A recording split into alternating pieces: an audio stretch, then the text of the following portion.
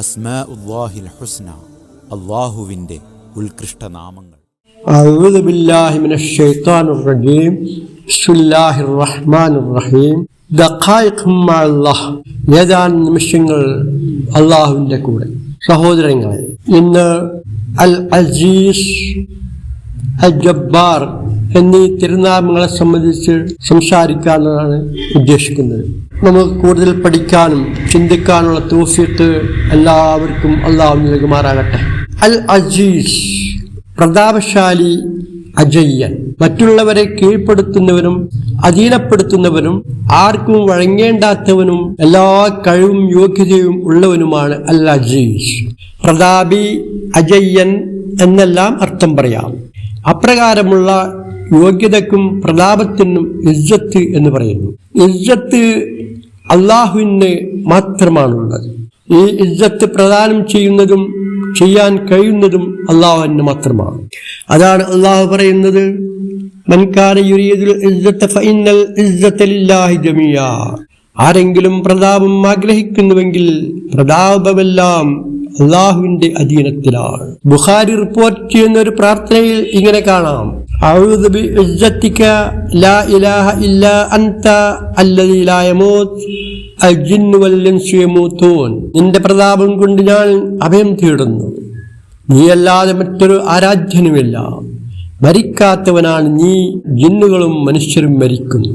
സൂറത്ത് all ഇമ്രാനിൽ അള്ളാഹു പറയുന്നു, തുഇസ്സു മൻ തശാ വ തുദില്ലു മൻ തശാ ബിയദികൽ ഖൈർ ഇന്നക അൻത അലാ കുല്ലി ഷൈഇൻ ഖദീർ. നീ ഉദ്ദേശിക്കുന്നവരെ പ്രതാപന്മാരാക്കുന്നു, നീ ഉദ്ദേശിക്കുന്നവരെ ഹീനരാക്കുകയും ചെയ്യുന്നു. എല്ലാ നന്മയും നിന്റെ കയ്യിലാണ്, നീ സർവശക്തനാണ്. നിങ്ങൾ കേട്ടിട്ടുണ്ടായിരിക്കും, ഫിറഔന്റെ കാലത്ത് ഒരു ധനാഢ്യനായിരുന്നു ഖാറൂൻ. ഒരു സമയത്ത് അള്ളാഹു അവന് ധാരാളം സമ്പത്തും പ്രതാപവും നൽകി. അപ്പോൾ അവൻ എല്ലാം മറന്ന് അള്ളാഹുവെ ധിക്കരിച്ചു. മൂസാ നബി അലൈഹി ഇസ്ലാമയെ പഴിച്ചു. അവന്റെ ഈ സ്വഭാവവും സമ്പന്നതയും പളവളപ്പും കണ്ടപ്പോൾ പൊതുജനങ്ങളെല്ലാം പറഞ്ഞുപോയി, യാ ലൈതനി മിസ്ല ഖാറൂൻ, ഞാൻ ഖാറൂനെ പോലെ ആയെങ്കിൽ എത്ര നന്നായിരുന്നുവെന്ന്. പക്ഷേ അവൻ വല്ലാതെ നിഗളിക്കുകയും ധിക്കരിക്കുകയും പാവങ്ങളെ ഉപദ്രവിക്കുകയും ചെയ്തു. അപ്പോൾ അള്ളാഹു അവനെയും അവന്റെ സമ്പത്തും ഭൂമി പിളർന്ന് അതിന്റെ അഗാധതയിലേക്ക് താഴ്ത്തിക്കളയുകയാണ് ചെയ്തത്. നിന്ന നിൽപ്പിൽ ഖാറൂനും അവന്റെ സമ്പത്തും എല്ലാം ഭൂമിയിലേക്ക് ആണ്ടുപോയത് കണ്ടപ്പോൾ ജനങ്ങൾ പറഞ്ഞുപോയി, പടച്ചവനെ, നീ ഞങ്ങളെ ഖാറൂനെ പോലെ ആക്കരുത്. സഹോദരങ്ങളെ, അള്ളാഹുവിന്റെ കൽപ്പന അനുസരിക്കുകയും അവന്റെ ദീനിന് വേണ്ടി നിലകൊള്ളുകയും ചെയ്താൽ അള്ളാഹു ഇസ്സത്ത് നൽകും. അള്ളാഹു നൽകിയ ഇസ്ലാം മുഖേനയാണ് നമുക്ക് ഇസ്സത്ത് കിട്ടിയിട്ടുള്ളതും ഇനി കിട്ടാനുള്ളതും. നിങ്ങൾ കേട്ടിട്ടില്ലേ, ഒരിക്കൽ ഉമർ റളിയല്ലാഹു അൻഹുവിന്റെ ഭരണകാലത്ത് സുപ്രസിദ്ധമായ ബൈത്തുൽ മഖ്ദിസിൽ ജൂതന്മാരും ക്രിസ്ത്യാനികളും എല്ലാ പുരോഹിതന്മാരും അച്ഛന്മാരും ഒരു ഭാഗത്ത് ഒരുമിച്ച് കൂടിയിട്ട് ഉറക്കെ വിളിച്ചു പറഞ്ഞു, മേലിൽ ഖുദ്സിന്റെ എല്ലാ അധികാരങ്ങളും അധീശാധിപത്യവും റിക്കാർഡിക്കലായും മറ്റും പൂർണ്ണമായി ഏറ്റവും നീതിമാനായ ഉമർ റളിയല്ലാഹു അൻഹുവിനെ ഞങ്ങൾ ഏൽപ്പിക്കാൻ പോവുകയാണ്. അതിന് അദ്ദേഹം മാത്രമാണ് ഈ ലോകത്ത് അർഹൻ. അത് ഏറ്റുവാങ്ങാൻ ഉമർ റളിയല്ലാഹു അൻഹുവിനെ ബഹുമാന പുരസ്സരം ഞങ്ങൾ ഇതാ ക്ഷണിക്കുന്നു. ഈ ആത്മാർത്ഥമായ ക്ഷണം സ്വീകരിച്ചുകൊണ്ട് അത് ഏറ്റുവാങ്ങാൻ ഉമർ റളിയല്ലാഹു അൻഹു പുറപ്പെടുകയാണ്. ഉമർ റളിയല്ലാഹു അൻഹു അദ്ദേഹത്തിന്റെ സാക്ഷാൽ പഴകിയ ഡ്രസ് ധരിച്ചുകൊണ്ട് പുറപ്പെടുമ്പോൾ ജനങ്ങൾ പറഞ്ഞു, അവിടെ പുരോഹിതന്മാരുടെയും അച്ഛന്മാരുടെയും ഒരു വൻ VIP നിരയാണ് താങ്കൾക്ക് അഭിമുഖീകരിക്കാനുള്ളത്.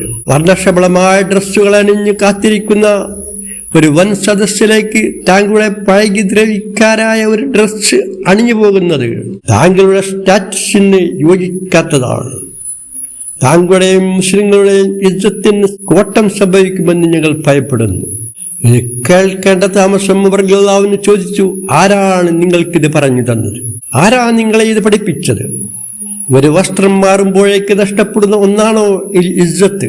നിങ്ങളൊന്ന് മനസ്സിലാക്കണം, ഇസ്ലാം ഒന്നുകൊണ്ട് മാത്രമേ നമുക്കിതുവരെ ഇസ്സത്ത് ലഭിച്ചിട്ടുള്ളൂ, ഇനിയും ലഭിക്കുകയുമുള്ളൂ. ഇസ്ലാമില്ലായിരുന്നുവെങ്കിൽ നമുക്കെന്ത് ഇസ്സത്താണ് ഉണ്ടാവുക? മേലിൽ അങ്ങനെ പറയരുത്.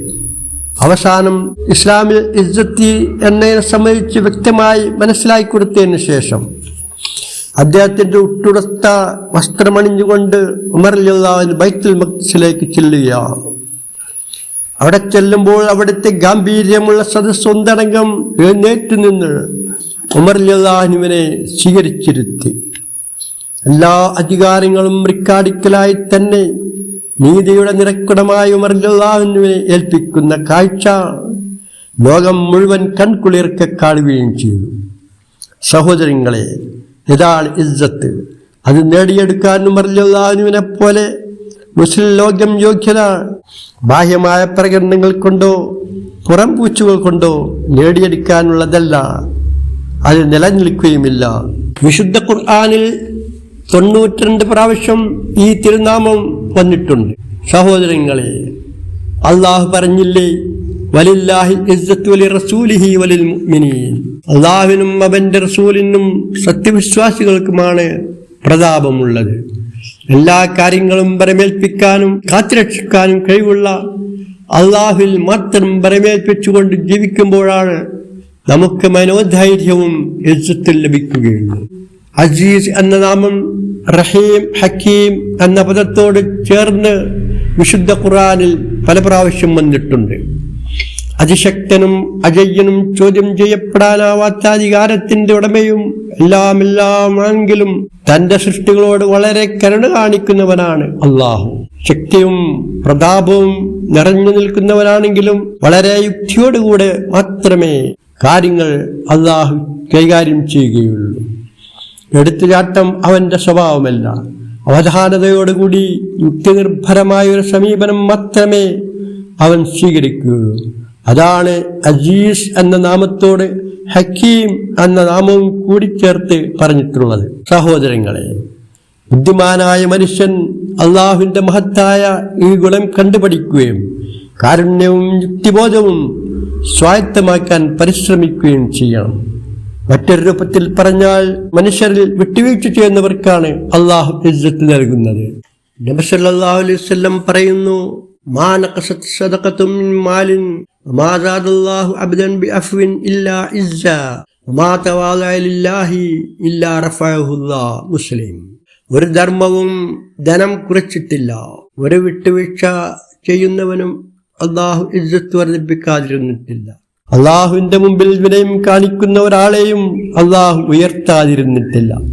അതുകൊണ്ട് അസീസ് എന്ന തിരുനാമത്തിന്റെ ആശയം മനസ്സിലാക്കുകയും നമ്മുടെ പ്രാർത്ഥനകളിൽ ആ തിരുനാമം കൂടുതൽ ഉപയോഗിക്കുവാൻ ശ്രമിക്കുകയും ചെയ്യുക. സർവശക്തൻ അനുഗ്രഹിക്കട്ടെ.